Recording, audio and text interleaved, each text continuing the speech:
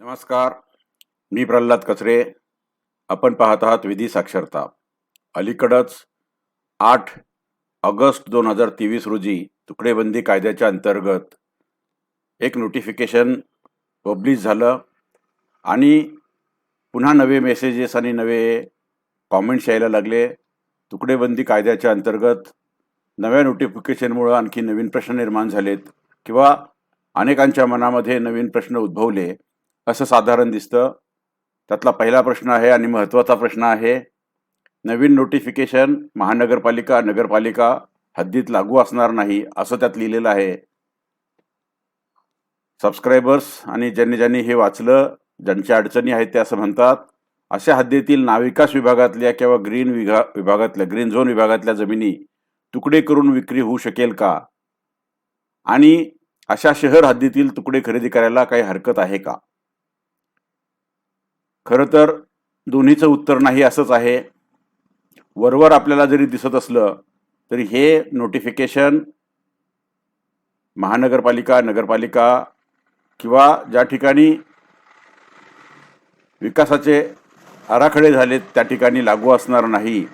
हे नोटिफिकेशनमध्ये लिहिल्याप्रमाणे बरोबर आहे. मात्र कायदा हा फक्त नोटिफिकेशन वाचून समजत नसतो.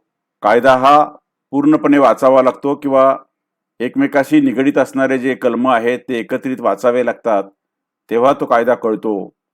तेव्हा या कायद्यात जरी असं म्हटलं असतं की हे लागू नाही, तरी या कायद्यातल्या कलम 8B मध्ये प्रोव्हिजो जो आहे त्यात असं स्पष्ट लिहिलेलं आहे की महानगरपालिका नगरपालिका नगरपंचायती ज्या ठिकाणी विकास आराखडे झालेत, असं फायनल डेव्हलपमेंट स्कीम झालेलं क्षेत्र किंवा रिजनल डेव्हलपमेंटचं क्षेत्र की ज्या ठिकाणी अंतिम किंवा प्रारूप असे आराखडे झालेत, अशा सर्व क्षेत्रामध्ये जर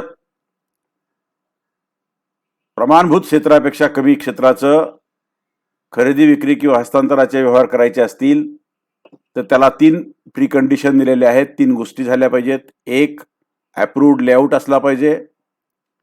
2, सक्षम अधिकाऱ्याची परवानगी असली पाहिजे किंवा मग ते क्षेत्र प्रमाणभूत क्षेत्रापेक्षा जास्त असलं पाहिजे.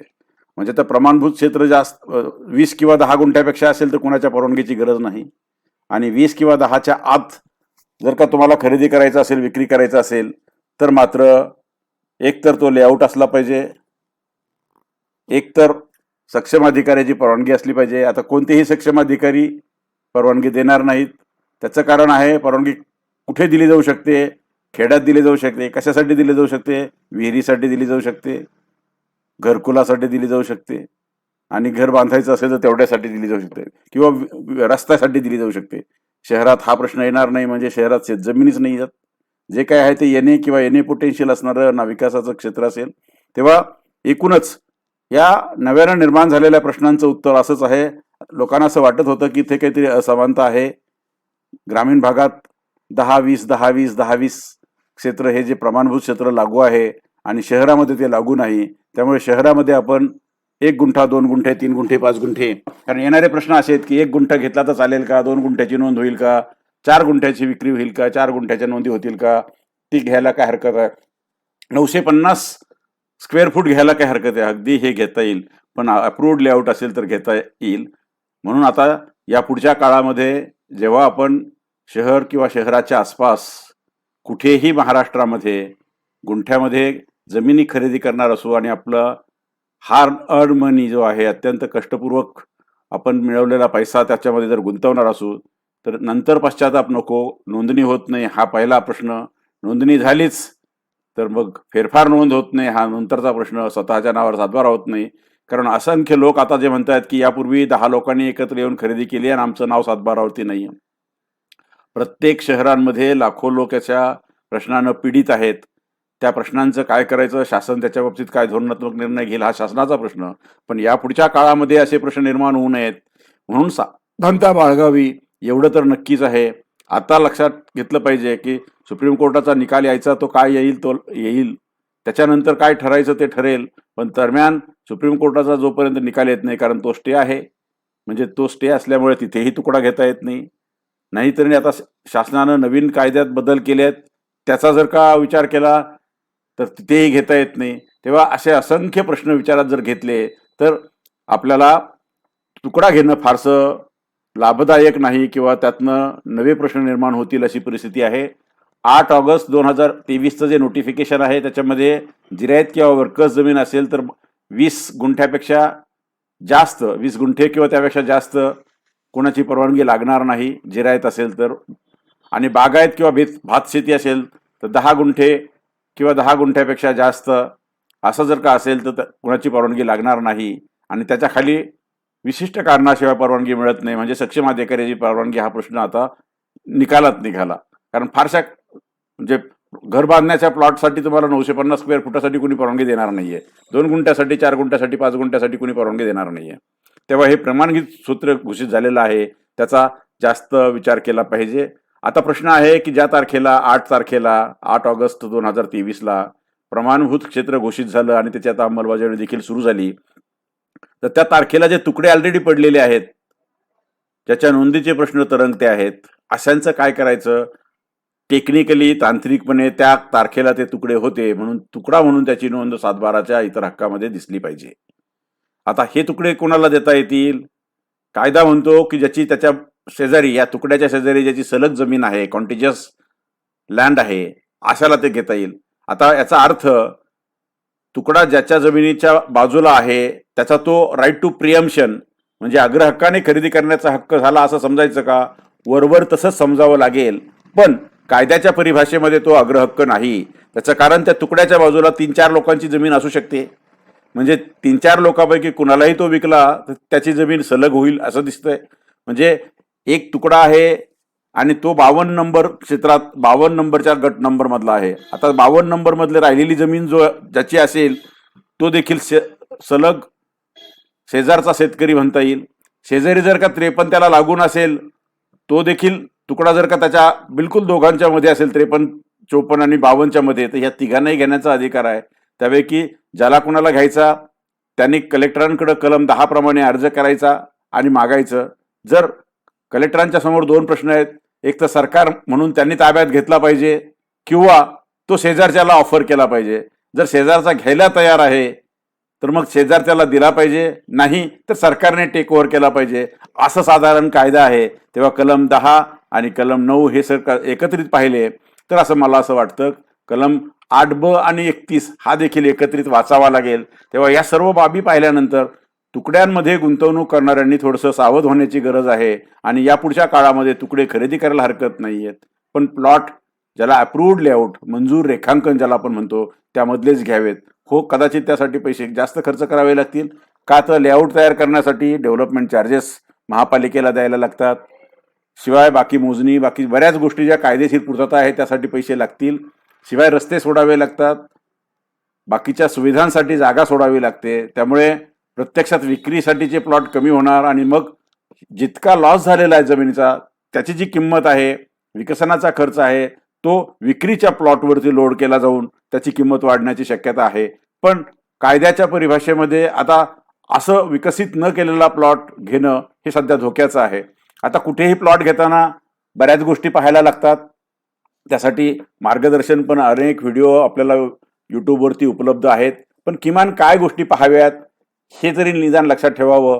मी तुकडेबंदीच्या अंगानं ज्या गोष्टींचा विचार करतो ते म्हणजे कमीत कमी 7/12 पाहायला पाहिजे. 7/12वर जितके फेरफार लिहिले तितके फेरफार पाहिले पाहिजेत आणि त्या फेरफारमध्ये कुठे काही चुकीचं आहे का, काही एखादा बेकायदेशीर व्यवहार झालेला आहे का, कुठे काही शर्त आहे का, कुठे शर्तीचा भंग झाला आहे का, इतर हक्कात कुणी शर्तभंग असं लिहिलेलं आहे का, बेकायदेशीर व्यवहार लिहिलेला आहे का, किंवा आदिवासीची जमीन असं लिहिलेलं आहे का, कूळ असं लिहिलेलं आहे का, या सगळ्या गोष्टी तपासल्या पाहिजेत. जर का हे सर्व क्लिअर असेल तर आपण पुढे विचार केला पाहिजे ही जमीन नेमकी कोणत्या क्षेत्रामध्ये आहे, म्हणजे कोणत्या झोनमध्ये आहे. झोन कोणते असतात? एक निवासी झोन असतो, 2 वाणिज्य म्हणजे कमर्शियल झोन असतो, 3 इंडस्ट्रीयल झोन असतो, बाकी बरेच त्याचे उपप्रकार पडतात. याशिवाय नाविकास झोन किंवा ग्रीन झोन असतो.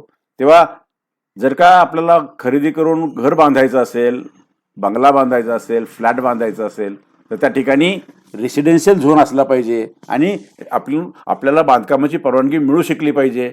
ह्या गोष्टी इथं पाहिल्या पाहिजेत. म्हणजे सातबारा पाहिला पाहिजे, त्यावरचे फेरफार पाहिले पाहिजेत, इतर हक्कातले सेरे पाहिले पाहिजेत, झोनचा दाखला पाहिला पाहिजे. येण्याची ऑर्डर जुनी असेल तर येण्याची ऑर्डर आणि नवीन असेल तर येण्याची सनद. म्हणजे कधी कधी लोकांनी फार जुन्या ऑर्डर घेऊन ठेवलेल्या आहेत, मग येण्याची ऑर्डर मागितली पाहिजे, ती पाहिली पाहिजे. या सर्व्हे नंबरची आहे, आपल्याला देता येत त्या क्षेत्राची आहे, येण्याची सनद आहे आणि मंजूर रेखांकन आहे. या 4 गोष्टी कमीत कमी असल्या पाहिजेत. आणि प्लॉट विकणारे जे आहेत त्या प्लॉट विकणाऱ्यांची नोंद रेराकडे झाली की नाही, मग आपण रेराच्या वेबसाईटवर गेलं पाहिजे, त्यांनी आपल्याला जे ब्रोचर दिलं ते ब्रोचर आणि त्याच्याप्रमाणे चेक केलं पाहिजे. आणि नसेल तर इतके मोठे प्लॉट विकता, तुम्ही नोंदणी का केली नाही, याचा अर्थ काही काळबेरा आहे का, अशी शंका आपल्याला आली पाहिजे आणि हे तपासलं पाहिजे. म्हणून शहर हद्दीमध्ये जेव्हा जेव्हा आपण प्लॉट घ्यायला जातो तेव्हा या सगळ्या गोष्टींचा विचार करावा. आणि अगदी कुणीतरी एका एकरमध्ये 20-25 प्लॉट करून विकतं आहे, मी प्रायव्हेट लेआउट केलेला आहे. प्रायव्हेट लेआउटला काहीही अर्थ नाही.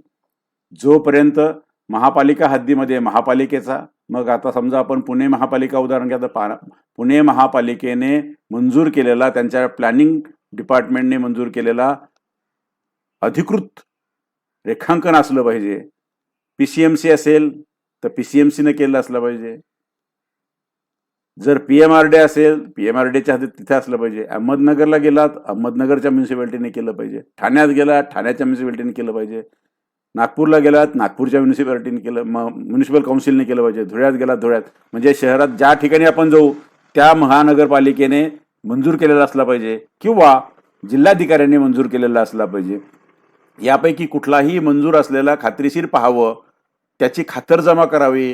पाहिजे तर ज्यांनी दिला त्यांच्या कार्यालयात जाऊन त्याची पडताळणी करावी आणि नंतरच आपण प्लॉटमध्ये गुंतवणूक करावी. अन्यथा प्लॉट घेताना यापैकी काहीही चुकलं तर नंतर मात्र पश्चाताप होईल. मग नोंद होत नाही, नोंद झाली तर कुणीतरी इतर हक्कातला माणूस उठतो आणि तो हरकत घेतो आणि ती नोंद नामंजूर होते. मग त्याच्यावरती प्रांताकडे अपील, मग अप्पर जिल्हाधिकाऱ्याकडे अपील. आपण घेतली कशाला, शांतपणे घर बांधावं आणि अत्यंत शांतीत कुटुंब घेऊन राहावं, ते सोडून अशांती पाठीमागे लागेल. तेव्हा असं होऊ नये म्हणून किमान काळजी कोणती घ्यावी हे आपण पाहिलं पाहिजे. आपण फक्त स्वस्त मिळतं म्हणून त्याच्या मागे जाताना आपण त्याच्यातनं खूप मोठ्या अडचणीत सापडू याची शक्यता जी असते त्याचा देखील अंदाज घेतला पाहिजे. आणि म्हणून यापुढे आता असे प्रश्न खरं तर मला यायला नकोत की आता 1 गुंठा खरेदी करता येईल का, 2 गुंठा नाहीच. आता ही काळ्या दगडावरची रेग आहे सध्या तरी. जोपर्यंत सुप्रीम कोर्टाचा निकाल येत नाही तोपर्यंत ही काळ्या दगडावरची रेग आहे. आणि सुप्रीम कोर्टाचा निर्णय आला तरी देखील शासनाने कायद्यात बदल केला आणि त्यातनं कदाचित नवे नियम येतील. आता त्या नव्या नियमांना कोण चॅलेंज करणार, ते कधी बेकायदेशीर ठरणार, तोपर्यंत सध्याचं हेच नियम चालणार आहेत. तुम्हाला 7/12 पाहिला पाहिजे, तुम्ही फेरफार पाहिले पाहिजेत, इतर हक्कातले शेरे तपासले पाहिजेत, झोनचा दाखला पाहिला पाहिजे, येण्याची ऑर्डर किंवा देण्याची सनद पाहिलीच पाहिजे, रेखांकन पाहिलं पाहिजे आणि तेही अप्रूव्ड मंजूर रेखांकन. मी सांगतो सर्व ठिकाणी, बहुतेक ठिकाणी आर्किटेक्टनी तयार केलेले प्रायव्हेट लेआउट फिरतात आणि प्रायव्हेट लेआउटवरती कुठलाही महापालिकेचा किंवा PMRD सारख्या, ज्याला आपण स्थानिक नियोजन प्राधिकारी म्हणतात, त्यांचा सिक्का नसेल, त्यांचा नंबर नसेल तर त्याला अर्थ नाही. आकृत्या कुणीही काढू शकतं, लेआउट कुणीही बनवू शकतं. म्हणून ह्या सगळ्या गोष्टींची काळजी घेतली पाहिजे आणि ही घेतल्यानंतरच आपण आपली गुंतवणूक करावी. तुकडेबंदीच्या निमित्ताने हे उपस्थित झालेले नवे प्रश्न होते आणि आता ऑलरेडी लाखो लोक फसलेले आहेत. राज्यभर त्याच्या बाबतीतला असंतोष आहे, ते रेग्युलराईज झालं पाहिजे. एकदाचे हे प्रश्न मिटले पाहिजेत. नागरिकांना अत्यंत शांततामय असं नागरी जीवन जगता आलं पाहिजे. हे खरं आहे. त्यासाठी काळ जाईल, शासन केव्हा निर्णय घेईल हे आपल्याला माहीत नाही. पण यापुढे हे प्रश्न द्विगुणित होऊ नयेत, याचा गुणाकार होऊ नये, लोकांनी हे रिपीट करू नये म्हणून एक खबरदारी म्हणून लोकांना दक्षता घेता यावी म्हणून हे आजचा व्हिडिओ आपण केलेला आहे. या बाबतीत आणखी कुणाला काही जर का शंका असतील, फक्त 2 गुंठे, 3 गुंठे, 5 गुंठे घेऊ का असं नका विचारू. कायदा समजत नसेल, नियम काही कळला नसेल, जे आपण चर्चा केली, तरच त्या नियमांच्या आणि कायद्यातल्या संदर्भातले प्रश्न, खाजगी प्रश्न कृपा करून विचारू नका. खाजगी प्रश्नांसाठी अनेक ठिकाणी आपल्याला विधितज्ञ आहेत, आपण त्यांच्याकडे संपर्क साधायला हरकत नाहीये. हे विधी साक्षरतेचं म्हणजे कायद्याची साक्षरता वाढावी म्हणून, कायदा समजावा एवढ्या पुरतीचं हे मर्यादित चॅनल आहे. प्रमाणभूत क्षेत्राच्या नोटिफिकेशनची अंमलबजावणी सुरू झाली. महाराष्ट्र नोंदणीचा जो नियम आहे ज्याच्यात 18 आणि 21 सेक्शनमध्ये ए अशी दुरुस्ती करण्यात आली, तिचे संमत झालेलं आहे. त्याची कायदा होण्याची प्रक्रिया चालू आहे. नंतर विहिरीसाठी, रस्त्यासाठी, घरकुलासाठी तुकडे खरेदी करता येऊ शकतात, पण प्रायर परमिशन पाहिजे. त्यासाठी नियमामध्ये दुरुस्ती केली. त्याच्यात हरकती घेण्याची अंतिम मुदत 15/9/2023 आहे. आपल्यापैकी कुणालाही हरकती घ्यायच्या असतील तर ते घ्यावीत. आणि मुंबई उच्च न्यायालयाच्या छत्रपती संभाजीनगर खंडपीठामध्ये अवमान याचिका चालू आहे आणि सर्वोच्च न्यायालयामध्ये SLP चालू आहे. ही सध्याची स्थिती आहे. हा जर का व्हिडिओ आपल्याला आवडला असेल तर आपण नक्की लाईक करा. यापूर्वी आपण सबस्क्राईब केलं नसेल तर नक्की सबस्क्राईब करा. आपल्या मित्रपरिचितांना, ज्यांना ज्यांना याचा उपयोग होईल किंवा ज्यांना ही माहिती मिळावी असं आपल्याला वाटतं, अशा सर्वांना पाठवा, पाठवत राहा, शेअर करा, शेअर करत राहा, फॉरवर्ड करा, फॉरवर्ड करत राहा. अशाच माहितीपूर्ण व्हिडिओसह पुन्हा आपण लवकरच भेटूया. तोपर्यंत मी थांबतो. धन्यवाद.